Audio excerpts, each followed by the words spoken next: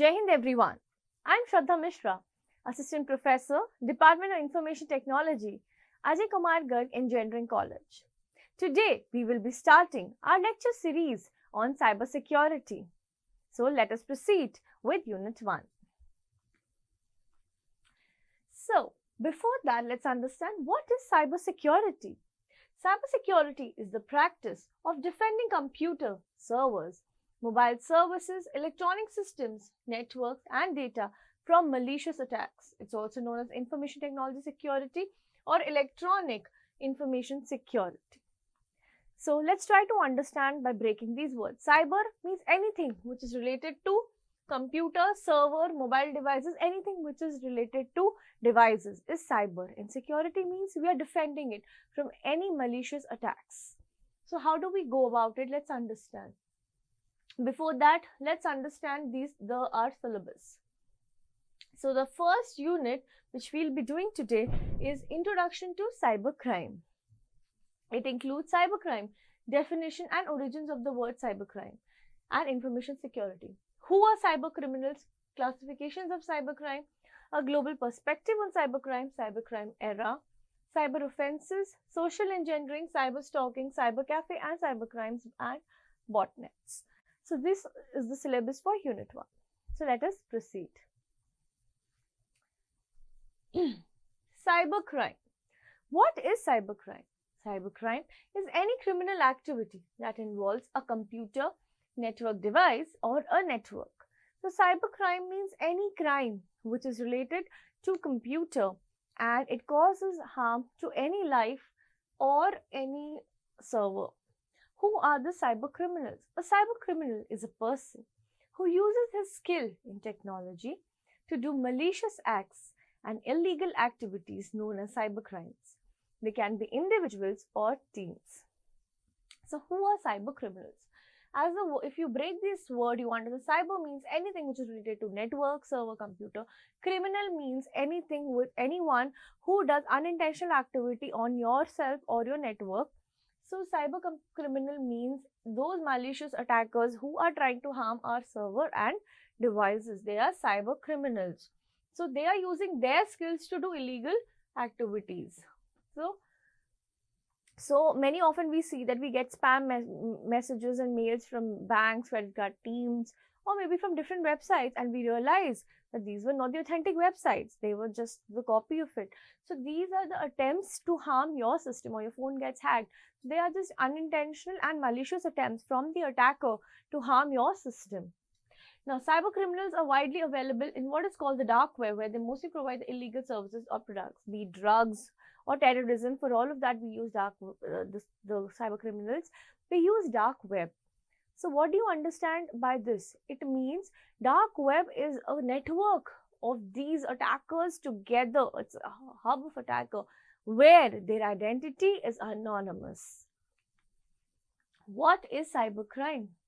A generalized definition of cybercrime may be unlawful acts wherein the computer is either a tool or target or both. So if we understand in the definition as a layman can understand, it very simply means cybercrime. The crime which is done where the target is both the computer or which is used as a tool or a target both. So you can do the cyber attack using the computer which is itself a tool, or that other computer which you are using could be your target, or it could be both. So it's used as a tool also and used as a target also. The computer may be used as a tool in the following kinds of activity: financial crimes, sale of illegal articles, pornography, online gambling, intellectual property crime, email spoofing, forgery, cyber defamation, and cyber stalking. The computer may, however, be target for unlawful acts in the following cases: unauthorized access to computer or computer system, computer networks, theft of information contained in the electronic form, email bombing, Trojan attacks, internet theft, physically damaging the computer system. So you can see that the computer can be used as a target where you have unauthorized access to your system. Okay. Now let's proceed. Origins of the word cybercrime. The term cybercrime relates to a number of other terms, which is high-tech crime, e-crime, internet crime, computer crime, or computer related crime. So if you want to understand cybercrime in plain word, it means computer related crime or a high-tech crime, because it is definitely resulting in the physical or the mental, it is affecting the physical or mental well-being of the person because of the because of the malicious and derogatory intention of somebody else. So definitely it is a crime here. The word cybercrime was first coined in 1982 by William Gibson, but it gained popularity in 1984 through his novel Neuromancer. Akash Arora 1999 was one of the earliest examples of cybercrime in India, Yahoo case. Information security. Information is a valuable asset. So we know that information or data is gold, because if you see all of the data, be it in ChatGPT when we were making Ghibli, or whatever data we get for free, these are all sold, be it to China or different countries in hefty amount, because your data is gold now, and protecting that is of the utmost priority. So information is a valuable asset. Security of information is a critical issue which must be addressed properly. Nowadays, everyone is dependent on information for personal as well as professional activities. The concept of information security involves maintenance of confidentiality, integrity, and availability of information security. So, we will discuss CIA triad. So, the essence of information security means CIA, which is confidentiality, integrity, and availability. Confidentiality means, for example, you have logged in your WhatsApp in your friend's phone, or maybe let's say his laptop. Confidentiality means you trust that person that your information will be confidential. He won't misuse or open your WhatsApp chats. Integrity means that those chats will be intact. Even if he sees them, he won't alter or edit any of the text or send any unintentional messages or any derogatory messages. So that is integrity, that your messages, even if they are seen, they're going to be intact and safe. Availability means whenever you want to log out of his system, your WhatsApp, or you want to make any changes and you want to communicate anything to him, he is available for communication. So that is availability. So for any information you have, if you want to secure it, CIA is must, which is confidentiality, integrity, and availability. The concept of information security involves maintenance of confidentiality, integrity, and availability of information security. Information security focuses on protection of information, including confidentiality, integrity, and availability, and includes variety of protection mechanisms such as policy, training, and awareness programs and technology. That's why WhatsApp has a lot of security policies that you can see the link devices in your phone and you can log out easily. So there are policies, there are trainings, and there are awareness programs. Okay, so by government, there are so many programs which are launched. If you violate anybody's right to privacy or anybody's information privacy is violated, there are serious consequences. There are laws and acts for that. So because you have that provision, people don't pass that certain boundary which is there for your information security. So this is our CIA triad: availability, integrity, and confidentiality. Confidentiality refers to the protection of information from unauthorized access. Integrity refers to insurance that information is trustworthy and accurate. It protects against unauthorized modification. Availability. It means only authorized users should be able to access information whenever needed. Who are cybercriminals? Cybercriminals are those who conduct activities such as child pornography, credit card fraud, cyber stalking, defaming another online, gaining unauthorized access to computer systems, ignoring copyright, software licensing. How often do we see that certain YouTube channels, they are closed or copyright cases are going on? Why? Because it infringes their personal right to privacy, their copyright, or there are piracies which are done, right? Even for theaters, earlier movies used to be pirated, right? So these are the cyber criminals who are actually doing the thing which is very illegal and unauthorized. So defaming another online, gaining unauthorized access to computer systems, ignoring copyright, software licensing, and trademark protection. overriding encryption to make illegal copies. So these are the three types of cyber criminals. Type 1 cyber criminal, hungry for recognition. Right, like if you see, there are certain terrorist organizations who claim these attacks, that okay, this Pahalgam attack was done by this, or this terrorist attack was this 26/12 was done by 26/11 was done by this organization. So they claim, so they do these cyber criminals, so that they are the terrorist organizations. But there are certain organizations which do these terrorist attack using their computer. They leak our government's data, or the government of the normal people, the civilians of this country, and they do certain attacks on them. For example, certain Aadhaar card data they want to fetch, or a personal space they want to violate. So in that, whatever data of your social media is there, they want to hack that, right? So in that case, those kind of cyber criminals who are actually hungry for recognition, right? For example, let's say in Delhi there was one attack that the Aadhaar card data of this certain communication ministry, they want to fetch that. And they say that, okay, this was this organization who wanted to do that. So they are hungry for recognition. They intentionally want to, empower their organization and just instill that terror in the normal civilians of the country, that yes, if you don't do this, these will be the consequences, right? So these are the cyber criminals hungry for recognition. Next is type 2 cyber criminals not interested in recognition. For example, credit card fraud. They just want to fetch your money, your account details. They want to just log in and get that credit card. Okay, so they're not hungry for recognition. They just want their work to be done.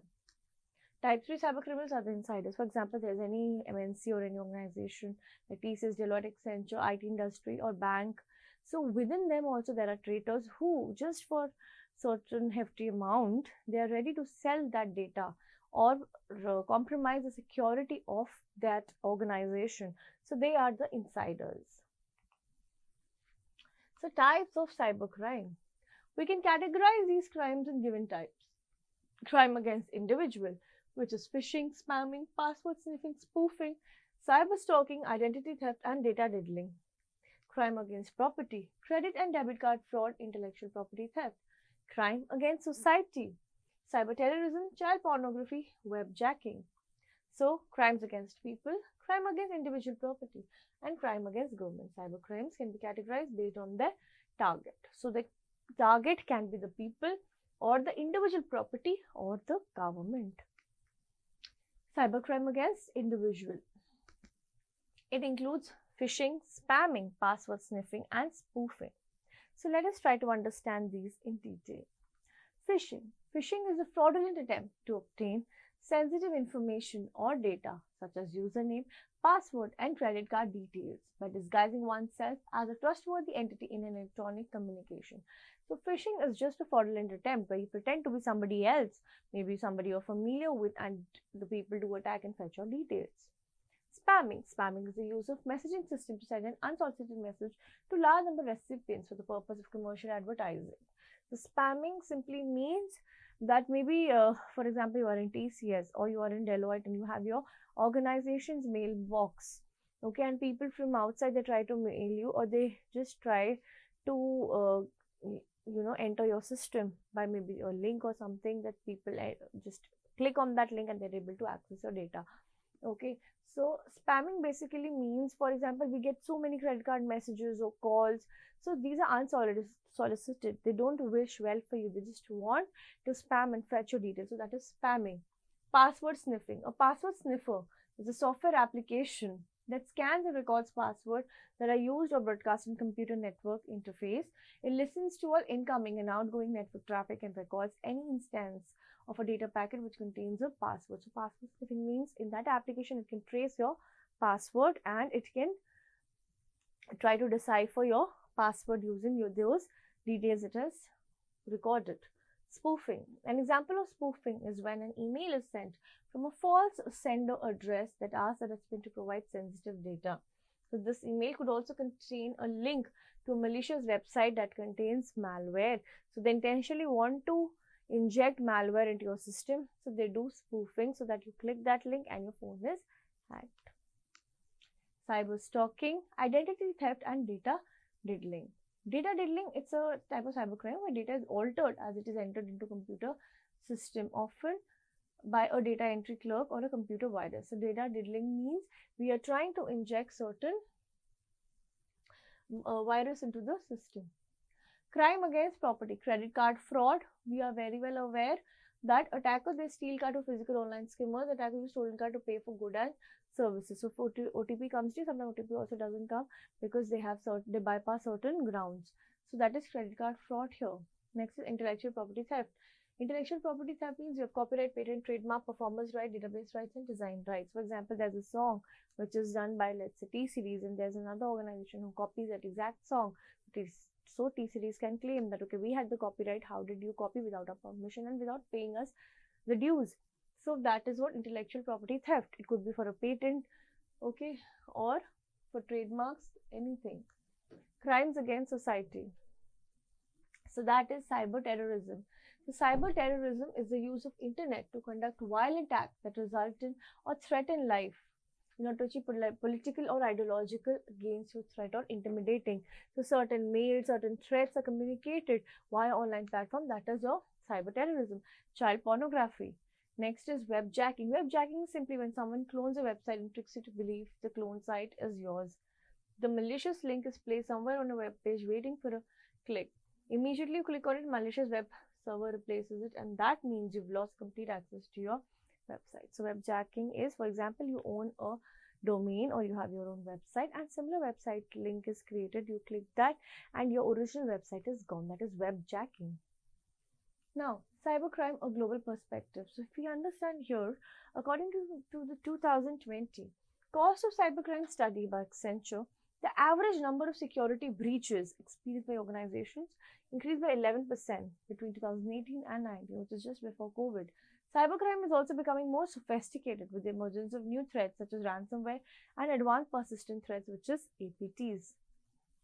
Global cybercrime damage caused this year are expected to breach $6 trillion on annum. In conclusion, cybercrime is a growing global issue which requires a lot of effort from all of us together. So you can see here there's some data which is given to us. In Australia, cybercrime has a narrow statutory meaning as used in the Cybercrime Act 2001, which details offences against computer data and systems.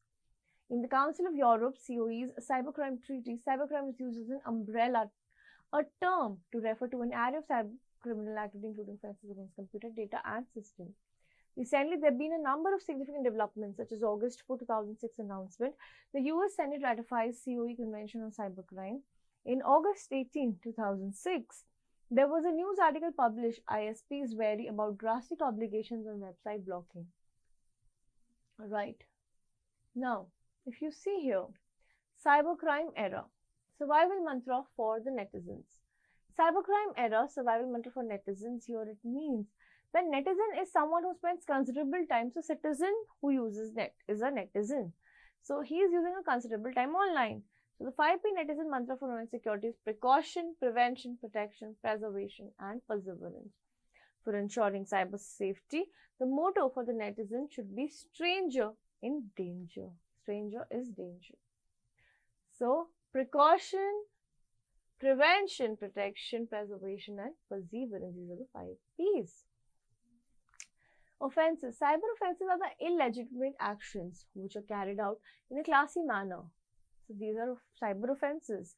So if you see this ITA 2000, it says tampering with computer source document, hacking with computer system, publishing of information which is obscene, power of control to give directions of controller to subscriber to exchange facilities, to decrypt information, protected system, penalty for misrepresentation, penalty for breach of confidentiality and privacy, publication for fraudulent purpose, act to apply for offence, penalties or confiscation, not to interfere with other public punishments, power to investigate offences. These are all included in the IT Act 2000. How criminals plan them? Now, criminals use many methods and tools to locate the vulnerability of the targets. The target can be an individual or an organization. So they have passive and active attack. Active attack are usually used to alter the system. So they may affect availability, integrity, authenticity. Now, these are some new terms which we should be very familiar with. Hacker. A hacker is a person with strong interest in computer. So hacker is the one who's very skilled with computer, tampering with the data and also trying to fetch data from other systems. So that is a hacker. Brute force hacking means it's a technique you use to find passwords or encryption keys. So you try every possible combination, you try to fetch their passwords. And cracker is a person who breaks into computer. So like cracker, right? So he is usually connected to vandalism, theft and snooping in unauthorized areas. Cracking is the act of breaking into computer. Internet, here you can see what do you understand by phreaking. So cracking is the act of breaking into computer. Many sites are devoted to supplying cracker with programs which allow them to crack computers. Some of these programs contain dictionaries for guessing passwords. Others are used to break into phone lines, which is called phreaking. Cracker tools. These are programs used to break into computers. So tools which help you break into that computer. So these cracker tools, they're widely distributed on internet. They include password crackers, Trojan, viruses, war dialers, and worms. Phreaking. This is the notorious act of breaking into phone or other communication system. Phreaking sites on internet are popular among crackers and other criminals. War dialer. It's a program that automatically dials phone number looking for computer on the other end, catalog number, so that the hackers can call back and try to break in. So you can understand in this system how this entire network goes. There is this firewall, router, IDS switch, all of these interconnected, and they try to access or inject viruses into our systems and fetch data. Now, black hat hacker, white hat hacker, and brown hat hacker. So let's just understand. A black hat is also called a cracker or dark side hacker. Such person is malicious or criminal hacker. Typically, the term cracker is used within the security industry. However, general public use the term hacker to refer to the same thing, right? So, black hat is also a cracker or dark side hacker. So, such a person is malicious or criminal hacker. So, you can say that black hat, the normal people who do the hacking of your WhatsApp or your computer or laptop, they are in general, by default, they're called as black hat criminals. Now, what do you say a white hat hacker? He's called an ethical hacker. In their aim of IT, a white hat hacker is a person who's ethically opposed to the abuse of computer systems. It's said that the term is derived from American Western movies where the protagonist typically wore a white cowboy hat and the antagonist typically wore a black one. So you can see white hat means he's the person who does for the ethical purposes hacking, right?